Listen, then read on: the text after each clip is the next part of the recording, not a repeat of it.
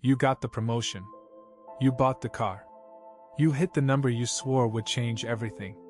And for a few weeks, maybe a few months, it did. Then you went back to exactly how you felt before. This is not a character flaw. This is not ingratitude. This is your brain executing a biological program that researchers have been documenting since 1971. And understanding it may be the most important thing you do with the next 15 minutes. In 1971, two psychologists at Northwestern University published a paper that quietly dismantled one of the most deeply held assumptions in Western culture: the assumption that more wealth produces more happiness. Philip Brickman and Donald Campbell introduced what they called hedonic relativism, the observation that people tend to return to a relatively stable level of happiness despite significant changes in their circumstances. They called the underlying mechanism the hedonic treadmill. You run. The belt moves. You stay in the same place. In the decades since, this finding has been replicated, refined, and extended across disciplines: psychology, neuroscience, economics. It has survived serious scrutiny. And yet, the cultural machinery that sells you on achievement, acquisition, and upgrade cycles continues to operate as though the research does not exist. This video will not tell you to stop being ambitious. It will not offer you a motivational refrain. What it will do is show you exactly what the science says about how your brain processes wealth, why your happiness baseline resets with remarkable reliability, and what evidence-based strategies actually move the needle, in ways that a salary increase almost certainly will not.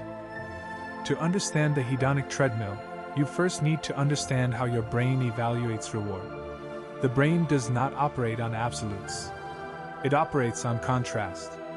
What activates your neural reward circuitry is not the state of having something. It is the transition from not having it to having it. Neuroscientists have documented this through studies of dopamine signaling, the neurotransmitter most associated with anticipation and reward responds most powerfully to unexpected gains. As the gain becomes the new normal, that response diminishes. The technical term is adaptation. Your brain is, at its core, a comparison engine. It is constantly recalibrating, measuring the gap between what you have now and what you had before. Once the new salary, the larger apartment, or the upgraded car becomes the reference point, the comparison resets. What was once exceptional becomes ordinary. And ordinary generates almost no signal. This is not a function of personality or attitude. Research in this area suggests it reflects something close to a biological default state, what some researchers describe as a happiness set point. Lykken Tellegen explored the genetic component of individual differences in happiness, finding evidence for a significant heritable element in where a person's baseline tends to settle. The implication is important. Your hedonic baseline is not purely a product of circumstance. It appears to be, at least in part, a feature of who you are, which means that changing your circumstances, even dramatically, may do far less to shift that baseline than most people assume. Adaptation is fast. Richard Easterlin, an economist who spent decades studying the relationship between income and happiness, documented what became known as the Easterlin Paradox. Significant increases in income are associated with relatively small and short-term increases in happiness, as people adapt to their new financial situation. Nations accumulate wealth. People do not reliably become happier. The treadmill keeps moving. If you are finding this useful, subscribe. This channel publishes weekly evidence-based breakdowns of the neuroscience behind wealth and financial decision-making. Now, the research.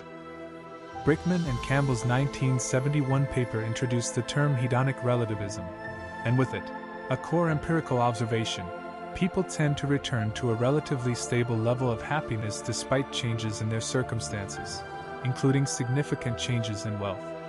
This was not a claim about attitude or willpower. It was a claim about mechanism. Ed Diener, one of the most extensively cited researchers in the science of subjective well-being, extended this work substantially. In a paper co-authored with Lucas and Scollin in 2006, Diener and colleagues examined evidence on adaptation across a broad range of life events. Their finding, the hedonic treadmill effect, appears in both positive and negative events. People adapt to gains. People adapt to losses. The baseline reasserts itself in both directions. It is worth pausing on what this means for how most professionals construct their financial goals. The mental model underlying most wealth accumulation looks something like this: reach threshold X, and sustained satisfaction follows. The research does not support that model. Diener's work suggests that adaptation is the norm, not the exception. There is, however, a meaningful nuance here.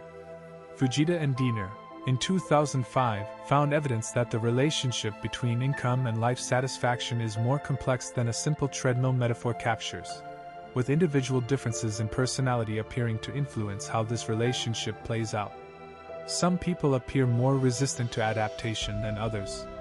But this finding does not offer a reliable path of escape through income growth alone. And then there is the cultural dimension.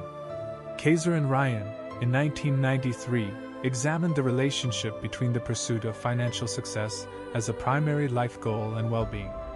Their finding, that pursuit can carry negative consequences for well-being. The cultural machinery that frames wealth accumulation as the direct route to happiness may actively accelerate the adaptation cycle, while ensuring the destination continues to move.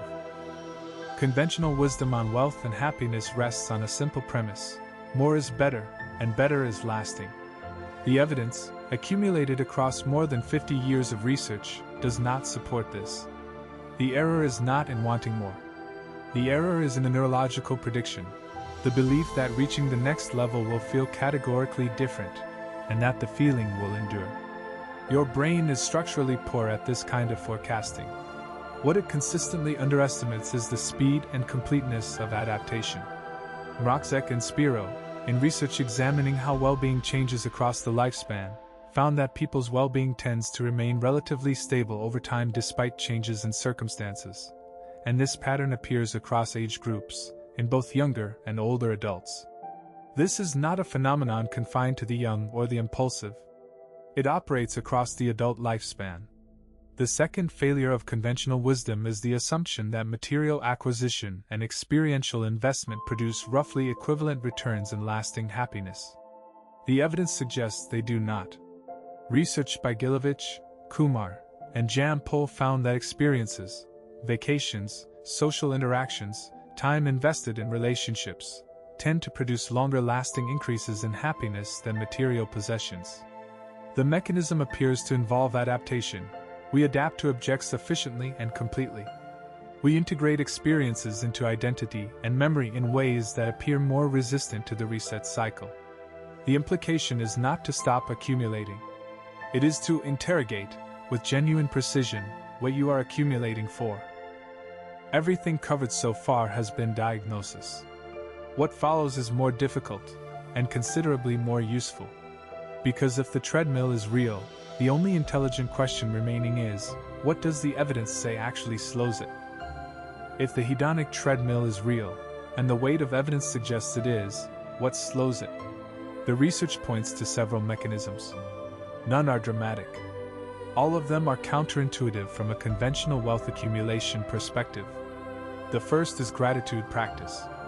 Emmons and McCullough, in 2003, found that practicing gratitude can increase well-being and life satisfaction, with evidence suggesting a potential to slow the hedonic adaptation cycle. The mechanism appears to be attentional. Gratitude practice directs conscious attention toward what is already present, rather than toward the gap between current state and desired state. It does not eliminate ambition. It interrupts the automatic recalibration that renders the present invisible. The second mechanism is the deliberate prioritization of experience over acquisition. Gilovich's research on this point is consistent across studies. The happiness returns from experiential investment appear more durable than those from material purchase. Experiences are harder to compare against one another, harder to commoditize, and they become integrated into narrative and memory in ways that objects simply do not. If hedonic adaptation is the mechanism you are working against, experiences appear to offer partial resistance to the reset. The third mechanism identified in the research is social connection. Evidence in this area consistently identifies the quality of social relationships as among the most robust predictors of subjective well-being, not social performance, not status signaling, but depth of actual connection. Csikszentmihalyi's work on flow states offers a related insight. Periods of deep, absorbing engagement in challenging activities appear to generate well-being that is less susceptible to adaptation than passive consumption or ownership. The framework that emerges from this body of research is not a repudiation of wealth. It is a reallocation of attention and resource. Treat material acquisition as a tool with defined utility, not as a destination with inherent emotional value. Recognize that your brain's promise, that the next level will finally be different, is a prediction your biology is not equipped to make accurately. Diener and colleagues noted that adaptation affects both positive and negative life events with a degree of symmetry. This cuts in both directions. You will adapt to setbacks faster than you anticipate. You will also adapt to gains faster than you anticipate. The system is more stable and more resistant to both sustained despair and sustained euphoria than it appears in any given moment. Brickman and Campbell named this mechanism more than 50 years ago. In the decades since, it has been examined through economics, psychology, genetics, and neuroscience. The conclusion has held: people tend to return to a relatively stable level of happiness despite significant changes in their circumstances. This is not pessimism. It is precision. Understanding the hedonic treadmill does not mean abandoning the pursuit of wealth. It means pursuing it with accurate expectations about what it can and cannot deliver, and building the rest of your strategy around what the evidence actually supports, rather than what your brain's reward circuitry is promising. The professionals and entrepreneurs most exposed to the hedonic treadmill are not the ones who stop striving. They are the ones who have staked their entire sense of forward motion on the moment of acquisition, and who discover, with reliable regularity, that the moment is shorter than anticipated. The science points toward a different model. Invest deliberately in the durable experiences, depth of relationship, mastery of craft, and sustained engagement. Not because these things are morally superior to wealth, but because the evidence suggests they are neurologically more resistant to the automatic reset your brain will otherwise run on everything you work to achieve.